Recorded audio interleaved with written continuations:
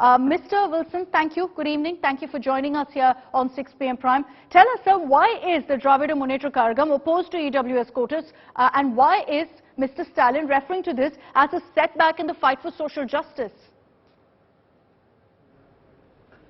This EWS reservation is a reservation which is not approved under the Constitution. It is against the basic structure of the Constitution. It is against the basic feature of the Constitution. It violates the equality code. When Indira Savani's case was decided, they have clearly said that economic criteria cannot be a basis for the reservation. And another thing is more important thing, which even the two judges have accepted, is it keeps out the SC, scheduled caste, scheduled tribe, other backward class from the purview of this EWS, economically weaker section. And more important is this reservation, it gives unbridled, uncanalized powers to the state to identify any beneficiaries and call them as an economically weaker section. Where do you get this economically weaker section? Is it defined in the Constitution? It is not defined in the Constitution. So therefore, that unbridled, uncanalized power, which doesn't have a guardrail at all, certainly is going to create a lot of dent on this reservation policy. Reservation itself is meant to uplift the oppressed communities who have been kept outside from the jobs and educational institutions. Generation after generation, they have been discriminated and they have been denied the opportunities. That was the reason why the reservation was given. Reservation means it's upliftment. So therefore, this economic conditions cannot be a criteria for this reservation. No, so Mr. Wilson, you used a very important word. You've used the word of upliftment.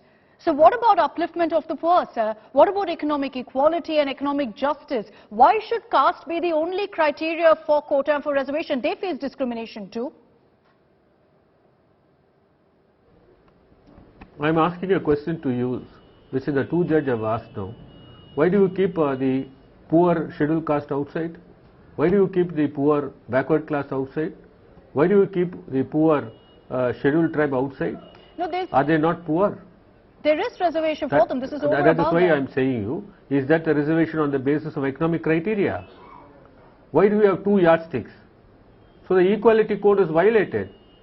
There is no answer for that.